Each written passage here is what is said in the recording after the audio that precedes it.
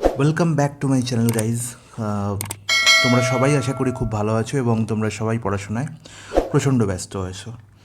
তো আশা করি তোমরা আগের দুটি ক্লাস দেখেছো, যেখানে আমরা CHSL 2024 টিয়ার ওয়ানের দুটি সেটকে সলভ করেছি। তো আজকে আমরা 1 জুলাই 2024 থার্ড শিফটের পেপারটি সলভ করব এবং এই পেপারের মধ্যে আমরা অনেক ভালো ভালো কোশ্চেন্স দেখতে পারবো, যেখানে আমাদের অনেক কনসেপ্ট শেখার আছে। প্রথম প্রশ্নে বলা হয়েছে ম্যান ক্যান রো 18 কিমি per hour in still water. তাহলে স্থির জলে একটি মানুষের গতিবেগ বলা হয়েছে 18 কিমি পার আওয়ার। আর বলা হয়েছে it takes him 2 times as long to row up as to row down. তার মানে ডাউন স্ট্রিমে পুরো নদীটিকে অতিক্রম করতে মানুষটির যা টাইম লাগে, ডাউন স্ট্রিমে যা টাইম লাগে আপ স্ট্রিমে তার দুগুণ টাইম লাগে, তাই তো? তার মানে এই স্টেটমেন্টটি থেকে আমরা জানতে পারলাম যে আপস্ট্রিম এবং ডাউনস্ট্রিমের টাইমের মধ্যে রেশিও কি না 2:1। আপস্ট্রিমে যদি 2 ঘন্টা টাইম লাগে তাহলে ডাউনস্ট্রিমে 1 ঘন্টা টাইম লাগে, বা উল্টো হয়ে বলতে গেলে ডাউনস্ট্রিমে যদি 1 ইউনিট টাইম লাগে তাহলে আপস্ট্রিমে 2 ইউনিট টাইম লাগে। তাহলে এটি হচ্ছে আমার টাইম রেশিও।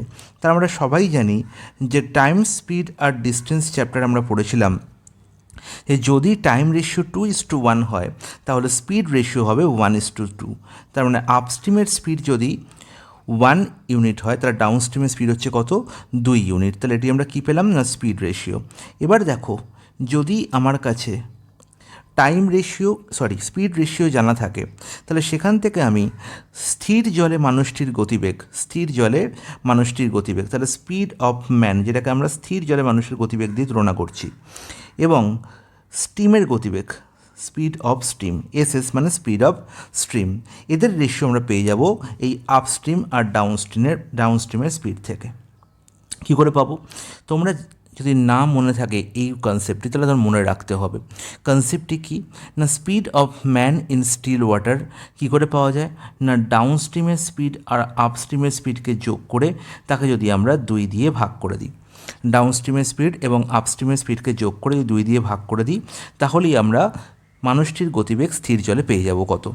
আর স্ট্রিমের গতিবেগ কী করে পাবো না ডাউনস্ট্রিমের স্পিড থেকে যদি আপস্ট্রিমের স্পিড বিয়োগ করে তাকে 2 দিয়ে ভাগ করে দিই তাহলেই আমরা কী পেয়ে যাব?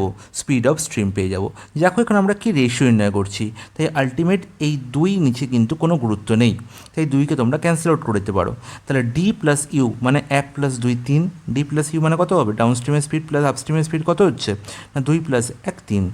তাহলে 3 পেয়ে গেলাম 3 ইউনিট হচ্ছে মানুষের গতিবেগ। আর স্ট্রিমের গতিবেগ কত হবে না 2 - 1, তার মানে 1। তাহলে 3:1 পেয়ে গেলাম স্টিল ওয়াটারে বা স্থির জলে মানুষের গতিবেগ এবং স্ট্রিমের গতিবেগের রেশিও। তাহলে 3:1 মধ্যে আমি দেখতে পাচ্ছি মানুষের গতিবেগ স্থির জলে কত 18 কিমি পার আওয়ার। তার মানে 3-এর ভ্যালু কত দেওয়া আছে 18। তাহলে 1-এর ভ্যালু কত হবে? 3কে কত গুণ করলে 18 পাই না 6 গুণ করলে। তাহলে 1কে 6 গুণ করে দেবো 6 কিমি পার আওয়ার হয়ে যাবে স্থির জলের বা স্টিমের গতিবেগ, তাই তো?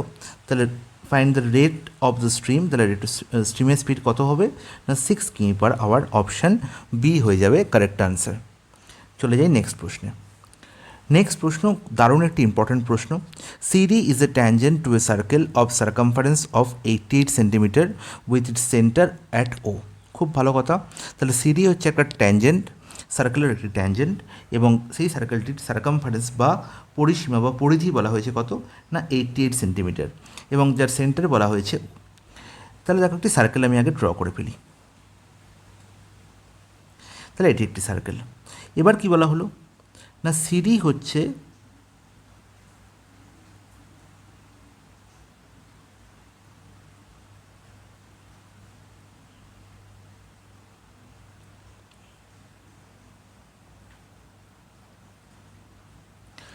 এই হচ্ছে তোমাদের সিডি ট্যানজেন্ট। আচ্ছা তুমি বলবে দাদা সিডি ট্যানজেন্ট কেন এরকম হলো, সেটা তোমরা এখান থেকে বুঝতে পারবে। দেখো OC Katz the circle at P, তাহলে ও হচ্ছে সেন্টার সার্কেলের, আর সিডি ট্যানজেন্ট আমি ধরলাম এটি হচ্ছে সিডি ট্যানজেন্ট।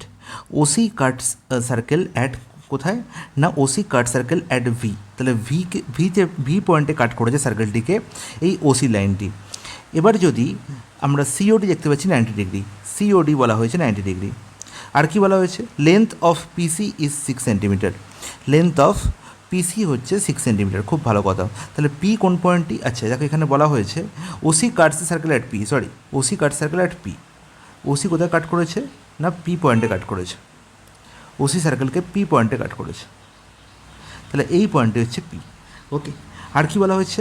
ওডি কাট সার্কেল অ্যাট ভি, তাহলে ওডি কাট করেছে ভি পয়েন্টে, ওডি সার্কেলকে ভি পয়েন্টে কাট করেছে। তার মানে এখান থেকেই আমরা পরিষ্কার বুঝে গেলাম যে সিডি কোনো পয়েন্টই কিন্তু সার্কেলের ওপর নয়, এই সিডি ট্যানজেন্টেড সিডি দুটো পয়েন্টই সার্কেলের বাইরে অবস্থিত।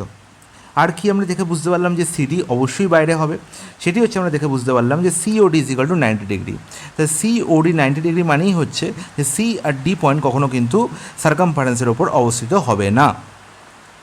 নেক্সট কনসেপ্ট দেখো, the length of PC is 6 centimetre বলা হয়েছে, খুব ভালো কথা। পিসি এর ভ্যালু বলা হয়েছে কত? 6। আর ওপি আর ওভি এরা দুজনেই তো সার্কেলের রেডিয়াস, যাকে আমরা আর দিয়ে নোট করতে পারি অবভিয়াসলি।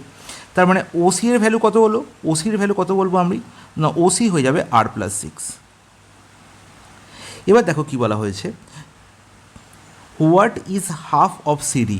সিডির পুরো লেন্থের অর্ধেক আমাকে জিজ্ঞেস করতে বলেছে, সিডি বাই 2 আমাকে নির্ণয় করতে হবে। ইফ ওডি এক্সিডস ওসি বাই 1 সেন্টিমিটার, তাহলে ওডি এক্সিডস ওসি, তার মানে OD minus OC is equal to কত? না 1। ওসির ভ্যালু পেয়েছি কত? আর প্লাস 6। ওসির ভ্যালু কত? আর প্লাস 6। তাহলে ওডির ভ্যালু কত হবে? ওডির ভ্যালু কত হবে? তুমি বলবে দাদা 1 প্লাস ওসি, তার মানে 1 plus r plus 6, that is r plus 7। তার মানে ওডির ভ্যালু আমি পেয়ে গেলাম আর প্লাস 7। তাহলে ওডির ভ্যালু কত পেলাম? আর প্লাস 7। এবার আমাকে বলো যে যদি সার্কেলটির আমি এখানে জেনে থাকি যে সার্কামফারেন্স 80 সেন্টিমিটার, সেখান থেকে কি আমি সার্কেলটির পরিসীমা নির্ণয় করতে পারবো না? সরি, সেখান থেকে কি সার্কেলটির আমি রেডিয়াস নির্ণয় করতে পারবো না? অবশ্যই পারবো। তোমরা সবাই জানো যে সার্কেলের পরিধির ফর্মুলা কি, সার্কামফারেন্স নির্ণয় করার ফর্মুলা কি? না 2πr। তাহলে 2πr এর ভ্যালু দেওয়া আছে 88। তাহলে সেখান থেকে তোমরা ডাইরেক্ট বলতে পারবে যে আর এর ভ্যালু হচ্ছে 14। আর এর ভ্যালু হচ্ছে 14। তাহলে আর এর ভ্যালু যদি 14 হয়, তাহলে এই ওসির ভ্যালু কত হবে? না 14 প্লাস 6 20। এবং ওডির ভ্যালু কত হবে? না 14 প্লাস 7, দ্যাট ইজ 21। তার মানে এবার দেখো সিওডি যে ট্রায়াঙ্গেলটি, এটি একটি রাইট অ্যাঙ্গেল ট্রায়াঙ্গেল, যেখানে ওসি স্কোয়ার প্লাস ওডি স্কোয়ার সমান সিডি স্কোয়ার, এবং যেখানে ওসির ভ্যালু হচ্ছে কত? 20, আর ওডির ভ্যালু কত? 21। আর তোমরা সবাই জানো যে 20, 21 এবং 29 একটি ট্রিপলেট তৈরি করে, এটি তোমাকে মাথায় রাখতে হবে। তার মানে অবভিয়াসলি হাইপোটেনিউসের লেন্থ কত হবে? না 29 সেন্টিমিটার। তার মানে সিডির লেন্থ আমি কত পেলাম? 29 সেন্টিমিটার। সিডি লেন্থ কত? না 29 সেন্টিমিটার। আমার নির্ণয় করতে হবে কি? সিডি বাই 2, তার মানে 29/2, দ্যাট ইজ 14.5। অপশান বি হয়ে যাবে কারেক্ট আনসার। চলো নেক্সট প্রশ্নে চলে যাই। নেক্সট প্রশ্নে বলা হয়েছে if 1 2 3 4 5 6 7 y is divisible by 11, then what is the value of y. তাহলে তোমরা সবাই জানো বাবা 11-এর ডিভিজিবিলিটির রুল কি? একটি সংখ্যার মধ্যে যে ডিজিটগুলো আছে, তাহলে এখানে কী কী ডিজিট আছে দেখে নাও। 1 2 3 4 5 6 7 ওয়াই। তাহলে এই ডিজিটগুলোর মধ্যে আমায় কী নির্ণয় করতে হবে? না অড প্লেসে কোন কোন ডিজিট আছে আর ইভেন প্লেসে কোন কোন ডিজিট আছে। আর অড প্লেসের ডিজিটের সাম আর ইভেন প্লেসের ডিজিটের সামের মধ্যে ডিফারেন্স যদি 0 অথবা 11-এর মাল্টিপল হয়, তাহলে এই সংখ্যাটি 11-তে বিভাজ্য হবে। তাহলে এবার দেখি অড প্লেসে কোন কোন সংখ্যা আছে। 1 3 5 7, এরা হচ্ছে অড প্লেসের সংখ্যা। এদের সাম কত? 1 আর 3 4 আর 5 9-এর সাথে 16। তাহলে অড প্লেসের যে ডিজিটগুলো বসে এদের সাম কত? না 16। আর ইভেন প্লেসে কারা আছে? 2 4 6 আর ওয়াই। তাহলে 2 + 4 6 + 6 12 প্লাস ওয়াই। তাহলে 12 প্লাস হয়ে গেল, 12 প্লাস ওয়াই হয়ে গেল ইভেন প্লেসে যে সংখ্যাগুলো বসে আছে, যে ডিজিটগুলো বসে আছে তাদের সাম। তাহলে এবার 16 আর 12 মাইনাস ওয়াই, এদের ডিফারেন্স কী হতে হবে? না এদের ডিফারেন্স হতে হবে আমাকে 0 আর 11-এর কোনো মাল্টিপল। তাহলে আমি আগে 0 ধরেই কাজ করব। তাহলে 16 minus 12 minus y is equal to 0। তার মানে এখানে দেখো তুমি খুব সহজেই বুঝতে পারছো যে আলটিমেট ওয়াইয়ের ভ্যালু কত হবে? না 16 minus 12, that is 4। Option c হয়ে যাবে কারেক্ট আনসার। চলে যাই নেক্সট প্রশ্নে। নেক্সট প্রশ্ন আরও একটি ইজি প্রশ্ন। A and B can do a piece of work in 9 days. A and B can do a piece of work in 9 days and 15 days respectively. তার মানে এ একটি কাজ যদি 9 দিনে করে, বি সেই কাজটি করতে সময় নেয় কত? 15 দিন। If they work together then the work will be completed in. তাহলে যখনই আমি দেখতে পাচ্ছি ইন্ডিভিজুয়াল ডে দেওয়া আছে, ইন্ডিভিজুয়াল টাইম দেওয়া আছে, তাহলে সেখান থেকে ডাইরেক্ট আমি এ আর বি এর একসঙ্গে পুরো কাজটি করতে কত সময় লাগবে ফর্মুলা দিয়ে নির্ণয় করে নিতে পারি। তা তুমি ফর্মুলা দিয়েও করতে পারো অথবা এফিসিয়েন্সি নির্ণয় করে করতে পারো, অ্যাজ ইউ উইশ। যেমন টোটাল ওয়ার্ক আমি এখান থেকে কী পাবো না, তুমি বলবে দাদা 9 আর 15 এলসিএমই হয়ে যাবে টোটাল ওয়ার্ক। 9 আর 15 এলসিএম কত? তুমি বলবে 45। তার মানে 45 ইউনিট টোটাল ওয়ার্ক যদি হয়, এ সেই 45 ইউনিট ওয়ার্ক 9 ডেজে শেষ করছে, তাহলে এ এফিসিয়েন্সি কত না 45/9, দ্যাট ইজ 5। সিমিলারলি বি এর এফিসিয়েন্সি কত? 45/15, দ্যাট ইজ 3। তাহলে 5 + 3 মানে 8 ইউনিট ওয়ার্ক হচ্ছে একদিনে। তাহলে 45 ইউনিট ওয়ার্ক হতে কত সময় লাগবে না 45/8, 45/8। তার মানে 5 × 5 অপশান সি হয়ে যাবে কারেক্ট আনসার। চলো চলে যাই নেক্সট প্রশ্ন। If the selling price of 100 pence is equal to the cost price of 140 pence, find the profit percentage. আচ্ছা, যখন আমার কোয়ান্টিটির ওপর প্রফিট নির্ণয় করতে হবে, তাহলে খুব ভালো করে মাথায় রাখবো তখন যে আমি আলটিমেট কতগুলো পেন সেল করছি। আমি 100টা পেন সেল করছি, ঠিক আছে। 100টা পেন সেল করার পরে আমি দেখলাম যে 140টা পেনের কস্ট প্রাইসের সঙ্গে সেটা সমান হয়ে গেছে। 100টি পেন আমি সেল করে দেখলাম যে 140টি পেনের কস্ট প্রাইসের সঙ্গে সেটি সমান হয়ে গেছে। তার মানে আলটিমেট আমি 40টি পেনের যে প্রাইস, 40টি পেনের যে কস্ট প্রাইস, সেটি আমি কি করেছি? প্রফিট করেছি। তাহলে কোয়ান্টিটিতে যখনই বিচার করব বাবা, তখন আমায় মনে রাখতে হবে যে কটি পেন এখনও বিক্রি করতে বাকি আছে সেটাই হচ্ছে আমার প্রফিট। তাহলে 40টি আমার এখনও বিক্রি করতে বাকি আছে, সেটাই হচ্ছে প্রফিট। তাহলে প্রফিট সবসময় কার ওপর হয় না? সিপির ওপর হয়। যেহেতু কোয়ান্টিটিতে বিচার করছি, তাহলে যে পরিমাণ পেন আমি বিক্রি করেছি, মনে রাখবো সেই পরিমাণ পেনের জন্যই কিন্তু আমি কস্ট প্রাইস দিয়েছি। তাহলে সেই পরিমাণ পেনই হয়ে যাবে আমার কস্ট প্রাইস। তাহলে 40/100 হয়ে গেল আমার কি না প্রফিট পার্সেন্টেজ। প্রফিট পার্সেন্টেজ তাহলে 40/100 × 100 অ্যান্ড দ্যাট ইজ 40% হয়ে যাবে আমার কারেক্ট আনসার। কিছুই নেই অঙ্কের মধ্যে, নিমেষে অঙ্কের সলভ হয়ে যাবে। নেক্সট প্রশ্ন দেখো, 6 নম্বর কোশ্চেনে কী বলা হয়েছে? A/B = 3:7। এ এবং বি এর রেশিও কত বলা হয়েছে? 3:7। বি এবং সি এর রেশিও বলা হয়েছে কত? 2:5। নির্ণয় করতে হবে কি না A/B/C। আচ্ছা, তোমরা আমাকে বলো যে এই দুটো রেশিওতেই কমন টার্মকে না বি দেখতে পাচ্ছি এখানেও বসে আছে, বি দেখতে পাচ্ছি এখানেও বসে আছে। তাহলে বি আমার এখানে যা খুশি হতে পারে। আমি বলতে পারি যে এ আর বি এখানে কী দেওয়া আছে না বয়সের বা এজের অনুপাত দেওয়া হয়েছে। তাহলে যদি এখানে বি এর এজের অনুপাত দেওয়া হয়, তাহলে সিমিলারলি এখানে বি এর সঙ্গে সি এর তুলনা করছি, মানে এখানেও এজের অনুপাতই দেওয়া হবে, তাদের বয়সের অনুপাতই দেওয়া হবে। তাই দুটি জায়গায় কিন্তু বি এর ভ্যালু আলাদা হতে পারে না। তাই দুটো জায়গায় আমায় কী করতে হবে? বিকে সমান করতে হবে, যেহেতু দুই জায়গাতেই বি বর্তমান। তাহলে এখানে দেখতে পাচ্ছি বি এর ভ্যালু 7 ইউনিট, কিন্তু এখানে 2। তাহলে আমাকে সমান করব কী করে না 7 আর 2 এর এলসিএম কী আমায় ভাবতে হবে।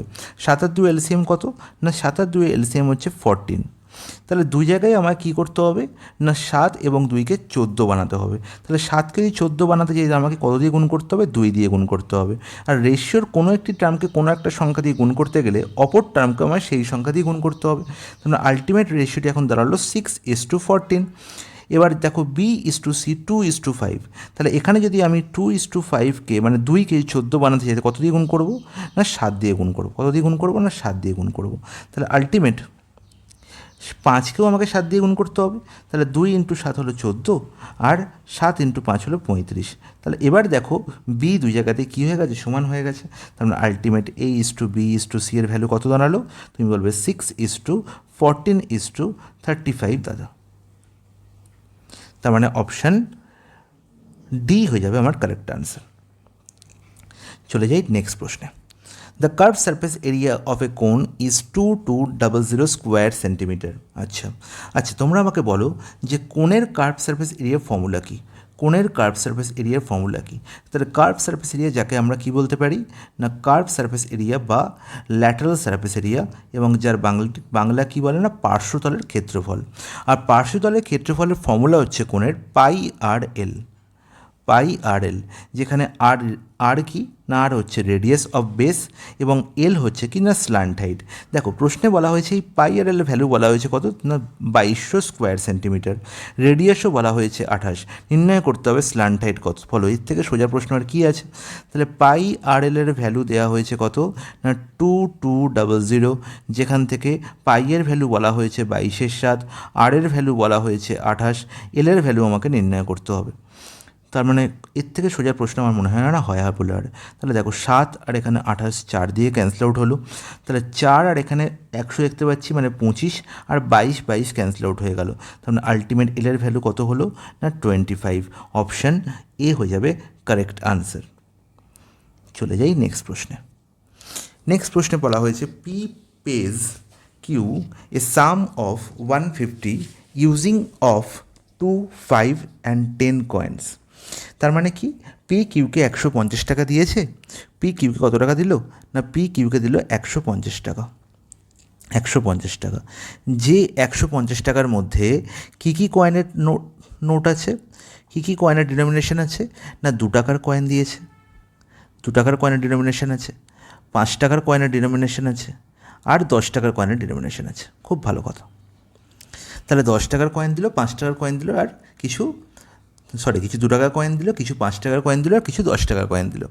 বলা হলো যে 2 টাকার কয়েনের সংখ্যার আর 5 টাকার কয়েনের সংখ্যার রেশিও হচ্ছে 5:2। তার মানে 2 টাকার কয়েন যদি সে 2K দেয়, 2K, আর 5 টাকার কয়েন তাহলে সে কটা দেবে না 2 টাকার কয়েন আর 5 টাকার কয়েনের রেশিও বলে 5:2 বলা হয়েছে। তার মানে 5:2 মানে বলতে পারি 2 টাকার কয়েন হচ্ছে 5KT, 5KT সে 2 টাকার কয়েন দিল, আর 2KT সে কী দিল না 5 টাকার কয়েন দিল, 5 টাকার কয়েন দিল। তার ultimate 5K plus 2K total 7K coin সে দিয়ে দিল 2 টাকার কয়েন আর 5 টাকার কয়েন মিলিয়ে। বলা হয়েছে যে he uses a total 50 coins, total 50টা কয়েন সে ইউজ করেছে। তাহলে 7K যদি এখানে দিয়ে দেয় তাহলে বাকি কতগুলো পড়ে থাকে না 50 মাইনাস 7K। তাহলে এই 50 মাইনাস 7K কয়েন সে দিচ্ছে কি না 10 টাকার কয়েন, 10 টাকার কয়েন। এবার আমরা কী জানি না টোটাল ভ্যালু হচ্ছে 150।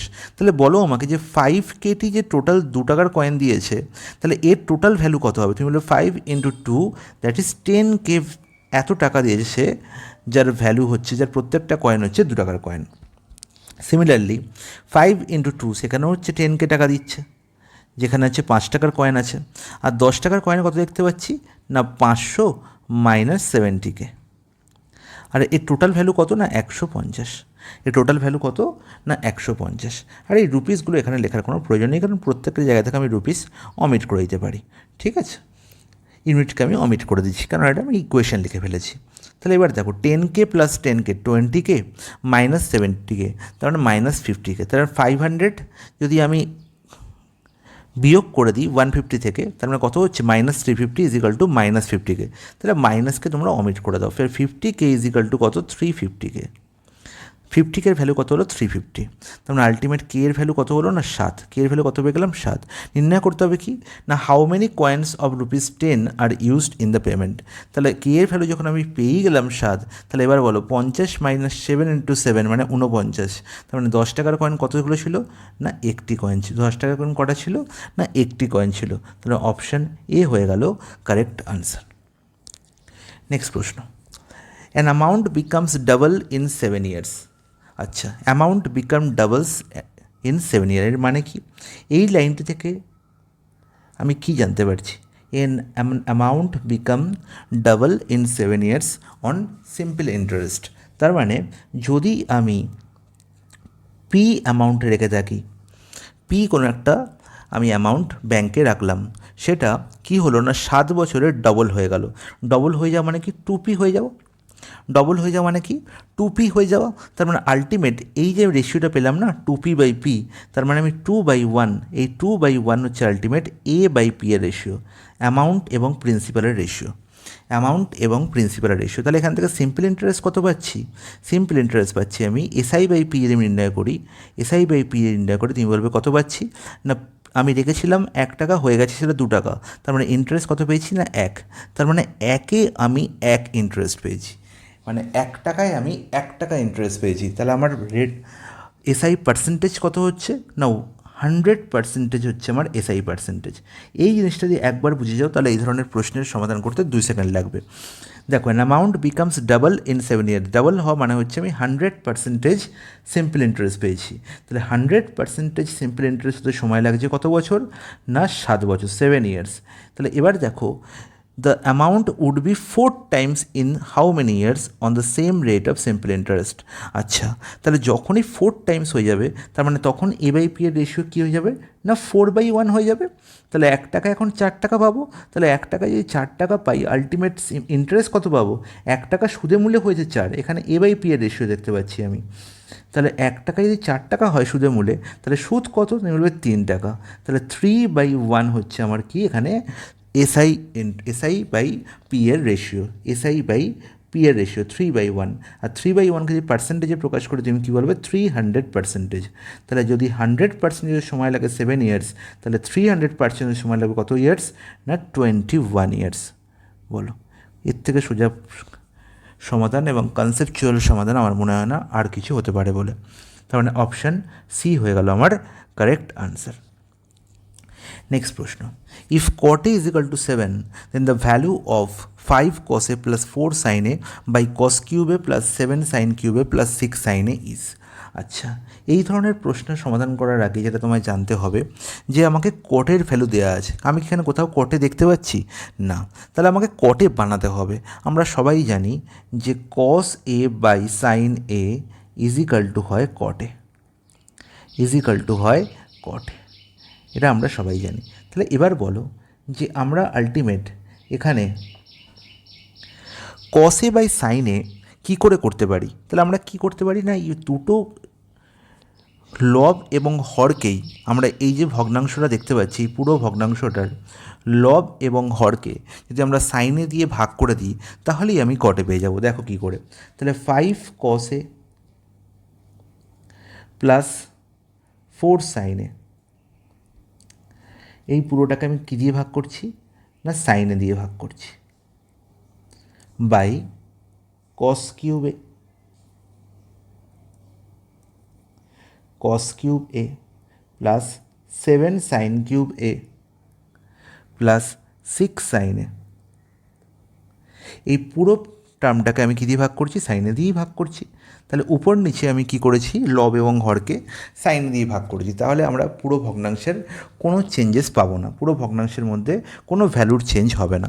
এবার যখনই দেখো সাইন দিয়ে ভাগ করব, তাহলে আমরা কি বলতে পারি? যদি আমরা এ প্লাস বিকে সি দিয়ে ভাগ করি, তাহলে আমরা কি লিখতে পারি? না A by C plus B by C. এই কনসেপ্টটি আমার খুব ভালো করে মাথায় রাখতে হবে এবং সেই কনসেপ্টের বেস করেই আমি এই ধরনের প্রশ্নের সমাধান খুব সহজে করতে পারবো। তাহলে দেখো 5 cos a by sin a মানে কত হবে? না 5 cot a। তাহলে আমরা উপরে কী হয়ে গেল? না উপরে হয়ে গেল 5 cot a, 5 cot a। আর 4 sin a by sin a তার মানে আলটিমেট কত হবে? 4ই হবে। তাহলে 5 cot a প্লাস 4। আর নিচে দেখো কী হচ্ছে? cos cube a by sin a। আচ্ছা, cos কিউব a থেকে একটা cos a বার করে নাও। cos কিউব a কে আমরা কী লিখতে পারি? না cos a into cos cube a কে আমরা কী লিখতে পারি? 1 second guys, cos cube a কে আমরা লিখতে পারি cos a into cos square a। লিখতেই পারি? বলবে হ্যাঁ একদম লিখতে পারি। তাহলে cos a by sin a, যখনই আমরা cos cube a by sin a করবো, তাহলে আমি সেখান থেকে যদি cos a কে একটা বার করে নিই, তাহলে তুমি বলবে এই cos a by sin a মিলে কী হলো? না cot a। তাহলে cot a ইন্টু কী পড়ে রইলো? না cos square a, cot a into cos square a plus যখনই সাইন কিউব এ কে সাইনে দিয়ে ভাগ করবো, আমার কী পড়ে থাকবে? না সাইন স্কোয়ারে, তার মানে 7 sin স্কোয়ারে। আর এরপরে 6 sin a by sin a করলে কত পড়ে থাকবে? না 6। ব্যাস, অঙ্ক শেষ। তাহলে দেখো 5 cot a, কটের জায়গায় আমি কী লিখতে পারি? 7 লিখতে পারি। কটের জায়গায় কী লিখতে পারি? 7। তার মানে কটের জায়গায় তুমি সব জায়গায় 7 লিখে দাও। ব্যাস, আরও অঙ্কে দেখো কিচ্ছু নেই। তাহলে 5 ইন্টু 7, আর নিচে দেখো 7 cos স্কোয়ারে প্লাস 7 sin স্কোয়ারে, আর 7 কমন চলে গেলে পড়ে থাকে কি? না cos স্কোয়ারে প্লাস sin স্কোয়ারে। ব্যাস, বলো অঙ্কের আর কী আছে এখানে? এই সমাধান করতে তোমার কত সেকেন্ড সময় লাগবে? হার্ডলি 3 থেকে 5-8 সেকেন্ড, আর কিছু না, জাস্ট প্যাটার্ন বুঝতে হবে। তাহলে 5 সাথে 35 প্লাস 4 কত হলো? 39। আর নিচে কত দেখতে পাচ্ছি, কস স্কোয়ারে প্লাস সাইন স্কোয়ারে কত হবে, 1 হবে। তার মানে 7 + 6 কত হবে, 13। আর 39/13 করলে কত পাবো না, 3 পেয়ে যাবো। তার মানে দেখো এখানে অপশানগুলো আমরা একটু ভুল টোকা হয়ে গেছে, আমরা যখন টাইপিং মিস্টেক হয়েছে এখানে একটু, তাহলে অপশান আনসার কী হবে, 3। এখানে অপশান এতে মোস্ট প্রবাবলি আনসার 3 ছিল, 3 0 1 2 এরকম অপশান ছিল 4টে। তার মানে অপশান এ আমি করে দিলাম কারেক্ট আনসার। আনসার কী হলো, 3 হবে আমার কারেক্ট আনসার।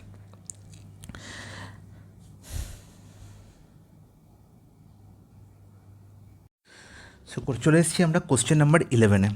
কোশ্চেন নাম্বার 11-এ বলা হয়েছে the ratio between the number of pen drives produced in the month of Jan, March and April.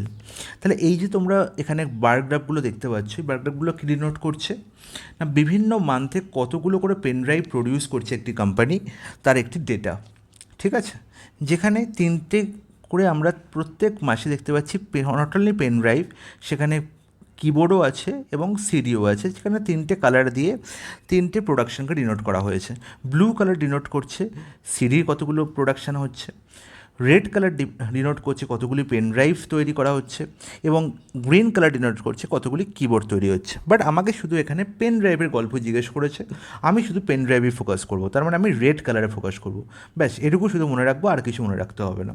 এবার বলা হয়েছে না, মান্থ অফ জানুয়ারি, মার্চ এবং এপ্রিলে কতগুলো করে পেন ড্রাইভ তৈরি হয়েছে, তাদের রেশিও নির্ণয় করো। ব্যাস, তাহলে তোমরা আমাকে বলো যে জানুয়ারি মাসের রেড কালারের যে গ্রাফটা সেটা কত দূর উঠেছে। আমি এখানে দেখতে পাচ্ছি যে 1000 আর 2000-এর মধ্যবর্তী কোনো একটা জায়গায় এই গ্রাফটি দাঁড়িয়ে আছে। তাহলে আমি যদি দেখতে পাই এটাকে মধ্যিখানে দাঁড়িয়ে আছে, আমি কিছু ভাববো না, আমি মধ্যিখানেরই ভ্যালু নেবো। তার মানে 1000 আর 2000-এর মধ্যবর্তী ভ্যালু কী হবে না, 1500। তাহলে আমি বলবো যে জানুয়ারি মাসের প্রোডাকশান হচ্ছে আমার কত না, 1500 পেন ড্রাইভ আমার তৈরি হয়েছে। জানুয়ারি মাসে আমার 1500 পেন ড্রাইভ তৈরি হয়েছে। এবার মার্চ মাসে চলে আসি। দেখো মার্চ মাসের গ্রাফ আর জানুয়ারি মাসের গ্রাফের মধ্যে কোনো পার্থক্য নেই পেন ড্রাইভের। সেখানেও দেখো 1500 পেন ড্রাইভই তৈরি হয়েছে, সেখানেও দেখতে পাচ্ছি আমরা 1500 পেন ড্রাইভই তৈরি হয়েছে। তার মানে জ্যান আর মার্চের রেশিও কত, 1:1। এখানে 4টে অপশানের মধ্যে 3টে অপশানে 1:1 দেখতে পাচ্ছি। তার আমাকে থার্ড মান্থেও আমাকে দেখতে হবে যে আলটিমেট সেখানে কত প্রোডাকশান হয়েছে, সেখানে এপ্রিলের আমাকে ভ্যালু নিতে হবে। তাহলে মার্চের পরেই এপ্রিল। এখানে দেখো এপ্রিল মাসে আমি দেখতে পাচ্ছি যে গ্রাফ 3000 পয়েন্টকে ছুঁয়েছে। তার মানে এখানে 3000 প্রোডাকশান কত না, 3000। তাহলে আলটিমেট আমি রেশিও কার মধ্যে নেবো না, 1500 এবং 3000। তার মানে 1:1:2 অপশান এ হয়ে যাবে আমার কারেক্ট আনসার। তো এই ধরনের প্রশ্নগুলো আমি এই জন্যই অমিট করি, কারণ এখানে ডেটাবেস, এখানে আলটিমেট তোমাকে ডেটা ক্যালকুলেট করতে হবে, অন্য নতুন কিছু শেখার নেই। ঠিক আছে, ডেটাকে রিড করতে পারলে এই ধরনের প্রশ্নের সমাধান খুব সহজেই হয়ে যায়। কোশ্চেন নাম্বার 12-এ বলা হয়েছে the radius of A roller is 49 centimetre and it's length is 200 centimetre. আচ্ছা, রোলার অ্যাকচুয়ালি কোন জিওমেট্রিক ফিগারের সঙ্গে তুমি ম্যাচ করাতে পারবে রোলারকে? তুমি বলবে দাদা রোলার আর কিছুই নয়, রোলার হচ্ছে একটি রাইট সার্কুলার সিলিন্ডার। রোলার কি, একটি সিলিন্ডার। ঠিক আছে, সিলিন্ডারকে আমরা এরকম দেখতে অভ্যস্ত, তাই তো। এবার সিলিন্ডার যদি এরকম না হয়ে যদি ঠিক এর উল্টো পজিশানে হয়, মানে যদি সিলিন্ডারকে যে মাটির সঙ্গে শুয়ে দিই, তখনই সেটা হয়ে যাবে রোলার। ঠিক আছে, এটা হচ্ছে ভার্টিক্যাল পজিশন। আর ভার্টিক্যাল পজিশান থেকে এই যে পজিশানটি দেখতে পাচ্ছি, এটা হচ্ছে কি না, মাটির সঙ্গে শুয়ে আছে।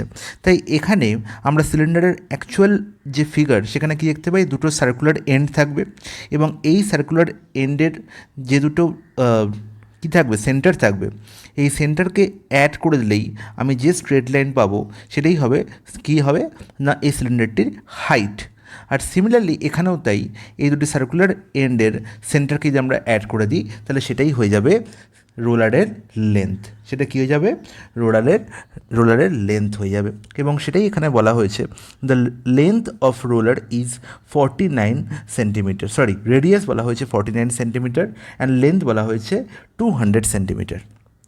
এবার দেখো, এবার যে নেক্সট জিনিসটা মাথায় রাখতে হবে সেটি হচ্ছে it takes 700 complete revolution to move once over to level a playground. আচ্ছা, পুরো প্লেগ্রাউন্ডটি লেভেল করতে তাকে 700 বার রিভলিউশন করতে হয়। 700 বার কী করতে হয়, পাক খেতে হয়। আমরা এই জিনিসটা মাথায় রাখবো যে যখন একটি রোলার একবার পাক খায়, তখন সে কোন দূরত্ব যায় না in one revolution in one revolution in one revolution in one revolution একটি রোলার টোটাল তার কার্ভ সারফেস এরিয়া কভার করে। ইন ওয়ান রেভলিউশন একটি রোলার কি কত দূরত্ব কভার করে না তার কার্ভ সারফেস এরিয়া CSA বা ল্যাটারাল সারফেস এরিয়া।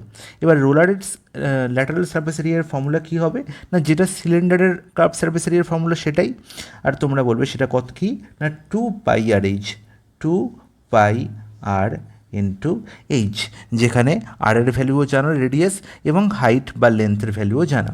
তার মানে একটি রিভলিউশনে রোলারটি কত দূরত্ব যাচ্ছে না 2 ইন্টু 22/7 ইন্টু আর কত বলা হয়েছে 49 ইন্টু এইচ কত না 200। তাহলে এত সেন্টিমিটার সে কভার করতে পারছে একটা রেভলিউশনে। তাহলে 700 রেভলিউশন করলে সে কী পারে না পুরো প্লেগ্রাউন্ডটাকে কভার করতে পারে। তাহলে এর সঙ্গে যদি 700 গুণ করে দিই তাহলে আমি কী পেয়ে যাব না পুরো প্লেগ্রাউন্ডের কি না এরিয়া। আর সেটাই আমাকে জানতে চেয়েছে প্রশ্নে। দেখো জানতে চাইছে কি না find the area of the playground. তার মানে আলটিমেট ওয়ান রেভলিউশনে একটা রেভলিউশনে সে এত স্কোয়ার সেন্টিমিটার পথ যেতে পারছে বা এত স্কোয়ার সেন্টিমিটার এরিয়া কভার করতে পারছে। তাহলে আলটিমেট এর সঙ্গে 700 গুণ করে দেওয়া হয় তাহলেই আমি পেয়ে যাব প্লেগ্রাউন্ডের এরিয়া। তাহলে এরিয়া অফ প্লেগ্রাউন্ড কী হয়ে গেল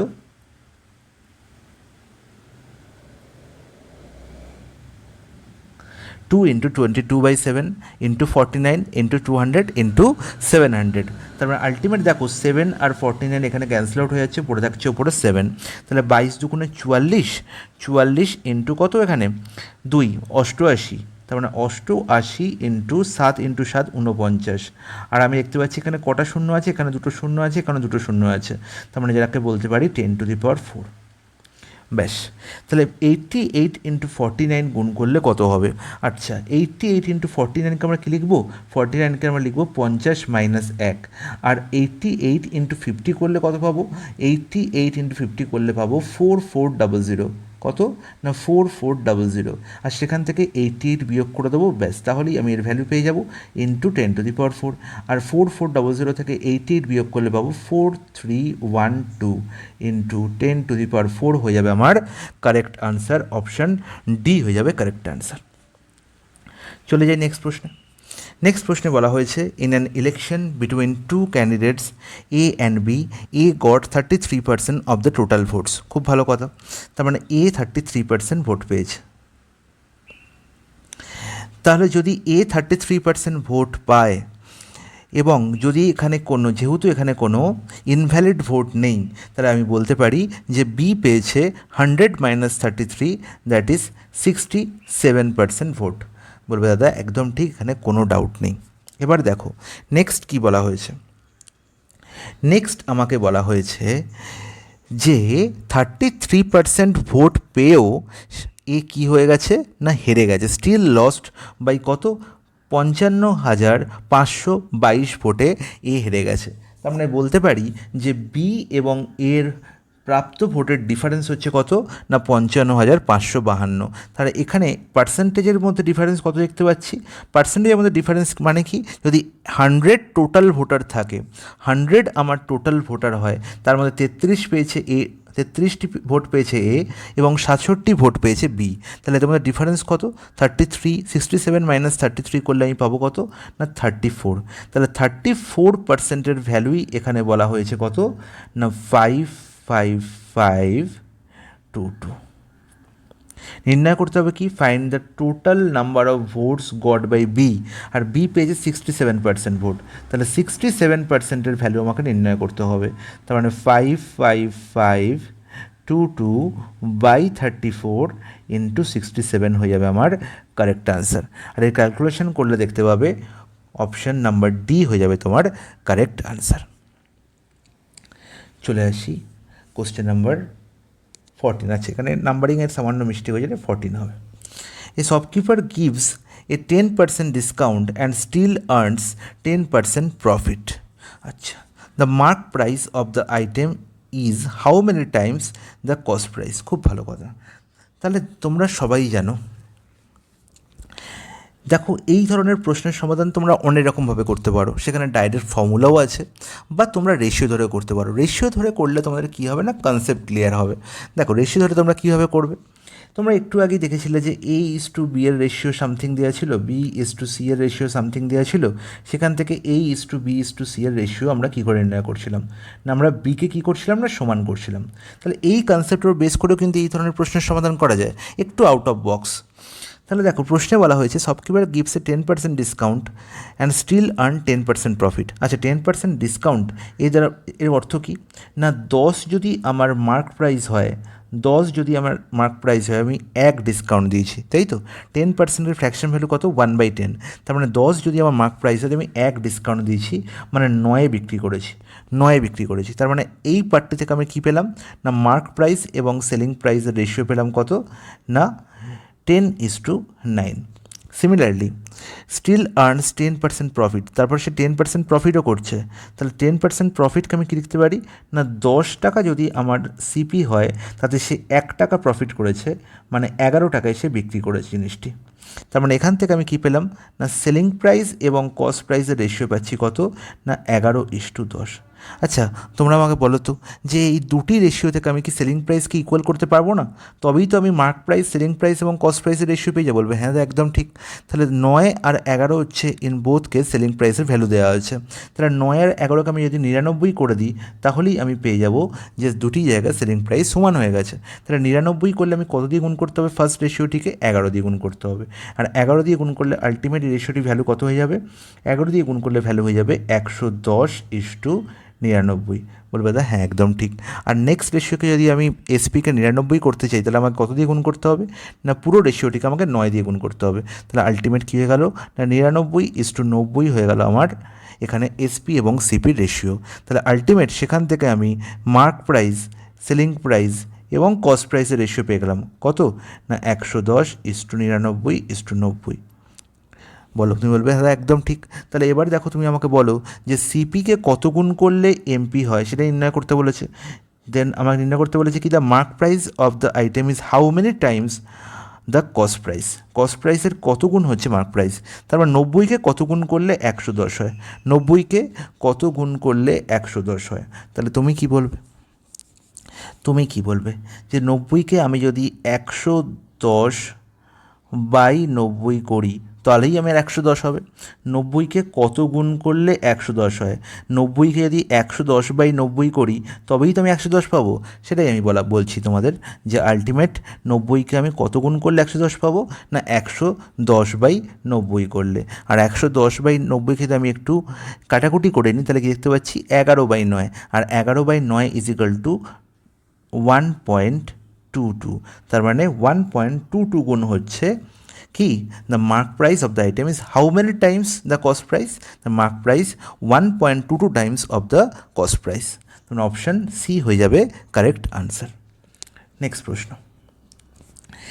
প্রশ্নে বলা হয়েছে, আচ্ছা নাম্বারিংয়ে একটু প্রবলেম হয়েছে, এটাকে তোমরা অ্যাডজাস্ট করে নিও, ঠিক আছে। নেক্সট প্রশ্ন খুবই একটি ইজি প্রশ্ন।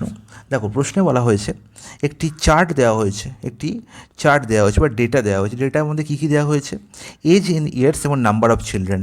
মানে কি না, 6 বছরের কত কিছু স্টুডেন্ট আছে, ঠিক আছে, বা চিলড্রেন আছে। এখানে চিলড্রেনের ডেটা দেওয়া হয়েছে, তাদের এজের ডেটা দেওয়া হয়েছে। তাহলে 6 বছরের বালকদের সংখ্যা হচ্ছে 8 জন, ঠিক আছে। 7 বছরের বালকদের সংখ্যা 3 জন, এবং 8 বছরের বালকদের সংখ্যা 7 জন, 9 বছরের 2 জন এবং 10 বছরের 20 জন। তাহলে এই ডেটা থেকে আমার নির্ণয় করতে হবে what is the difference between the mean and the mode of ages. তাহলে আমায় কার মিন এবং মোড নির্ণয় করতে হবে না, এজের মিন এবং মোড নির্ণয় করতে হবে। আচ্ছা, mean is nothing but a average. Mean আর কিছুই নয়, আমাদের সিম্পল অ্যাভারেজ। এবার দেখো এই প্রশ্নটির আনসার তোমরা কিন্তু, মিন মানে কি বললাম আমি, আমাকে অ্যাভারেজ নির্ণয় করতে হবে, তাই তো, অ্যাভারেজ এজ নির্ণয় করতে হবে। আর অ্যাভারেজ তোমরা এখানে ডেভিয়েশন দিয়ে নির্ণয় করতে পারো বা নর্মালভাবেও নির্ণয় করতে পারো, ঠিক আছে। ডেভিয়েশন দিয়ে নির্ণয় করতে তোমরা জানো, আমি তোমাদের আগেই শিখিয়েছি। এখানে যেহেতু ডেটা সোজা আছে, তোমরা নর্মালভাবেই করতে পারবে। দেখো 8 চিলড্রেন আমরা দেখতে পাচ্ছি, এদের প্রত্যেকের বয়স 6। তাহলে এখানে টোটাল বয়স কত না 48। ঠিক আছে, 3 7 এখানে কত দেখতে পাচ্ছি 21, টোটাল এজ 3 জনের, এখানে 7 জনের টোটাল এজ কত 7 ইন্টু 8 দ্যাট ইজ 56, এখানে 9 ইন্টু 2 দ্যাট ইজ 18, এবং এখানে টোটাল এজ কত 10 ইন্টু 20 দ্যাট ইজ 200। তাহলে টোটাল এজ আমি কত পেলাম 48 প্লাস 21 প্লাস 56 প্লাস 18 প্লাস 200।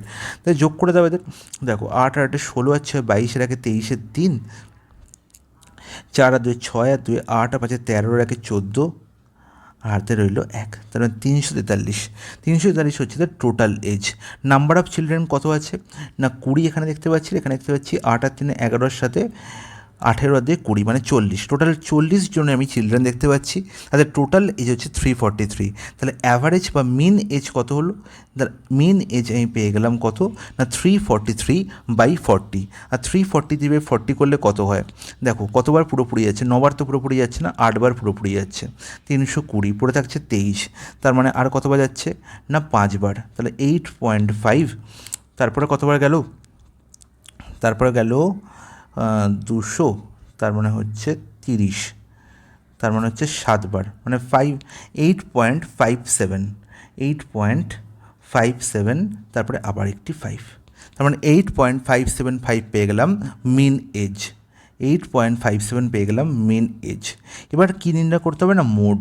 আচ্ছা, মোড মানে হচ্ছে আমি এখানে কী দেখতে পাচ্ছি না নাম্বার অফ চিলড্রেন, মানে এগুলোকে আমরা বলতে পারি ফ্রিকোয়েন্সি, এদের আমরা কি বলতে পারি ফ্রিকোয়েন্সি। মোড নির্ণয় করার থেকে সব থেকে সোজা জিনিস হচ্ছে মোড নির্ণয় করা।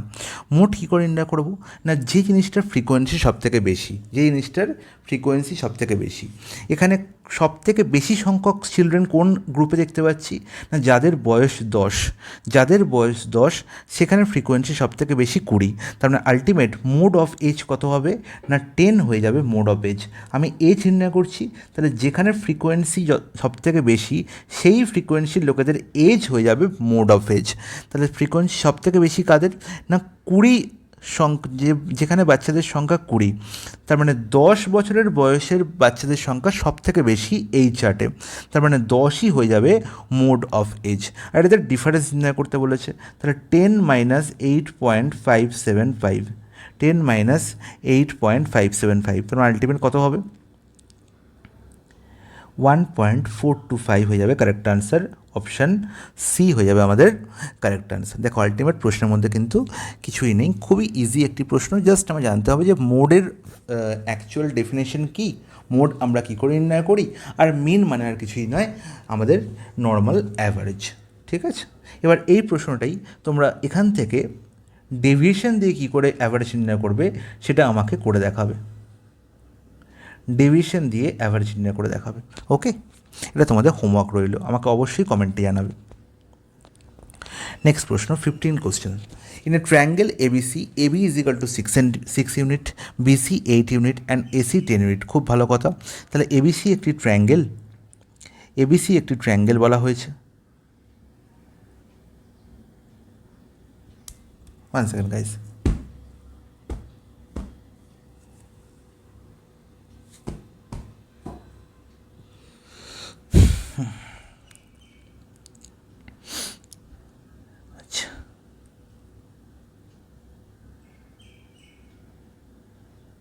আচ্ছা, ABC একটি ট্রায়াঙ্গেল বলা হয়েছে, এমন একটি ট্রায়াঙ্গেল যার AC হচ্ছে 10 ইউনিটস,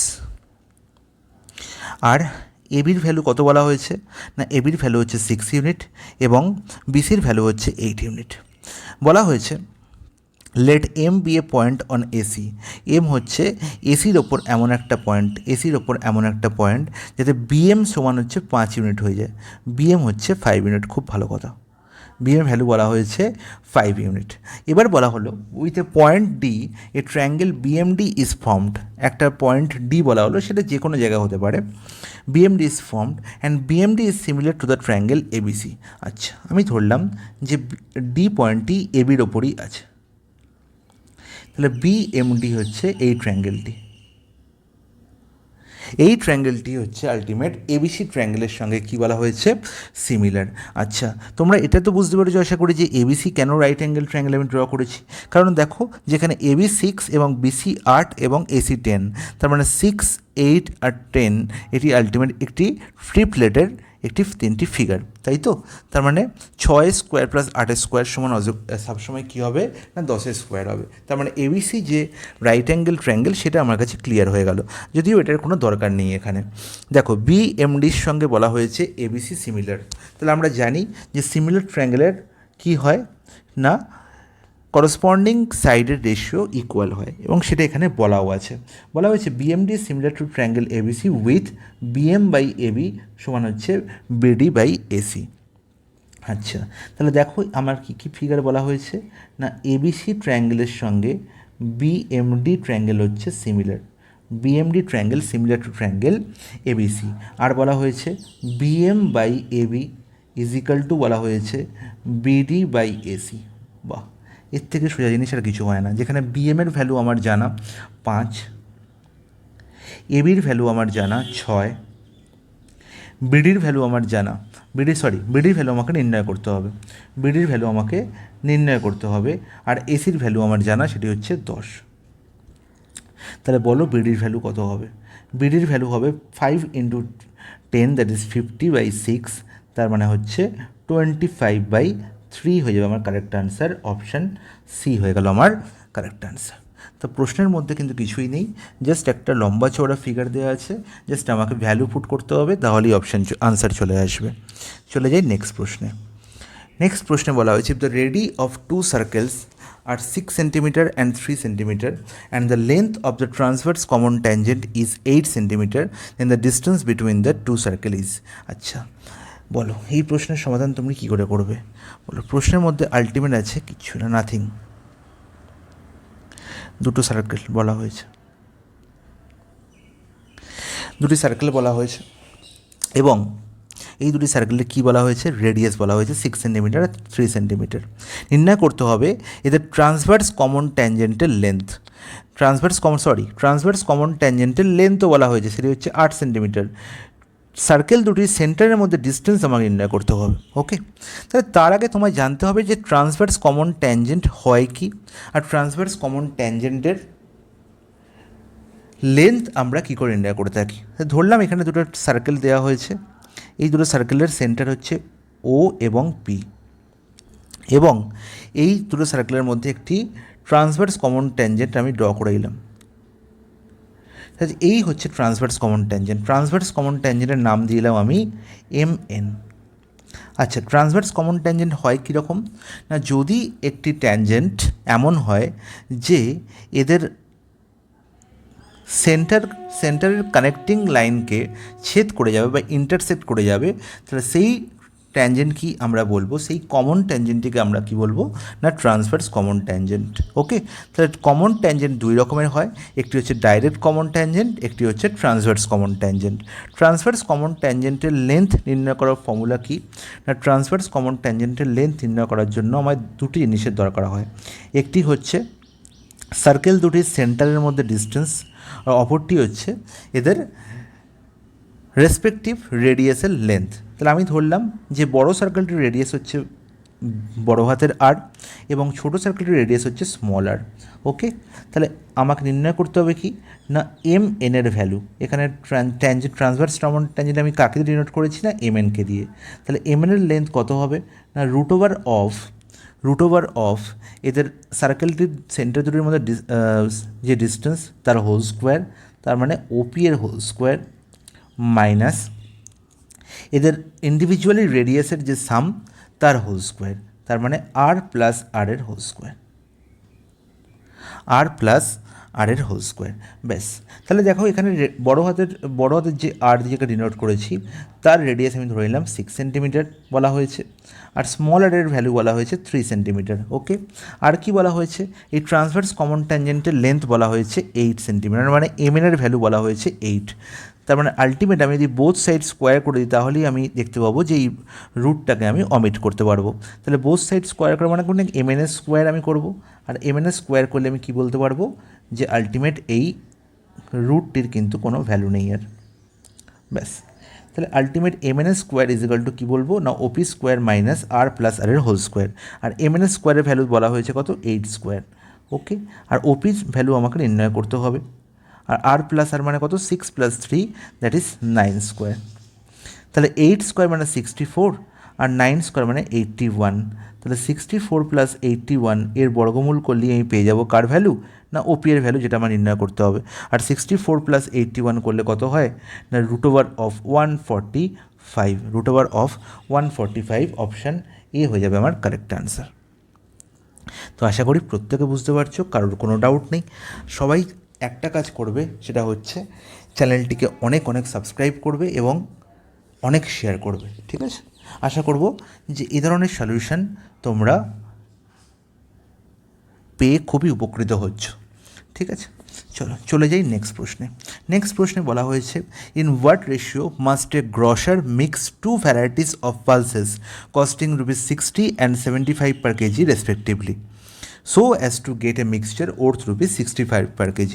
তাহলে দুটো মিক্সচারের কস্ট প্রাইস থেকেই আমি আর একটা মিক্সচারের দুটি ইন্ডিভিজুয়াল গ্রসারির মিক্সচার করে আমি কী পাচ্ছি, একটি অন্য গ্রসারি যার কস্ট প্রাইস আমার বলা হয়েছে, তাই তো? তাহলে in what ratio must A grosser mix 2 varieties of pulses. তাহলে এটি হচ্ছে ফার্স্ট ভ্যারাইটি যার কস্ট প্রাইস বলা হয়েছে কত 75 per kg, যার প্রাইস বলা হয়েছে 75 per kg। আর সেকেন্ড ভ্যারাইটি যার প্রাইস বলা হয়েছে কত না 60 কস্টিং 60 and 75। ফার্স্ট ভ্যারাইটির ভ্যালু বলা হয়েছে 60, আর সেকেন্ড ভ্যারাইটির ভ্যালু বলা হয়েছে 75। আর এদের মিক্স করে যেটা পাওয়া গেছে, যে মিক্সচারটি পাওয়া গেল, আলটিমেট পালসের যে মিক্সচার পাওয়া গেল তার কস্ট প্রাইস পেলাম 65। তার মানে আলটিমেট এখানে প্রত্যেকটাই কিন্তু কস্ট প্রাইস আছে, এবং তবেই কিন্তু অ্যালিগেশন প্যাটার্ন সম্ভব, না হলে কিন্তু সম্ভব নয়। ওকে, এটা কিন্তু মাথায় রাখতে হবে। তাহলে এই প্রত্যেকটা ক্ষেত্রেই আমি কি দেখতে পাচ্ছি না কস্ট প্রাইস পার কেজি বলা হয়েছে। ওকে, তাহলে 60, 75 আর 65 এটি হচ্ছে একটি অ্যালিগেশন প্যাটার্ন। এবার আমাকে বলো না 65 থেকে 60 বিয়োগ করে কত পাবো না 5 পাবো, আর 75 - 65 করে পাবো 10। তার মানে 10:5 মানে 2:1 রেশিওতে আমি কী করেছিলাম না এই দুটো টাইপের পালসেসকে মিক্স করেছিলাম, যার অপশান নাম্বার বিতে আমি আনসার দেখতে পাচ্ছি। অপশান নাম্বার বি 2:1 হয়ে যাবে আমাদের কারেক্ট আনসার। চলে আসি নেক্সট প্রশ্নে। In an isosceles triangle the angle between equal sides is 40 degree. খুব ভালো কথা।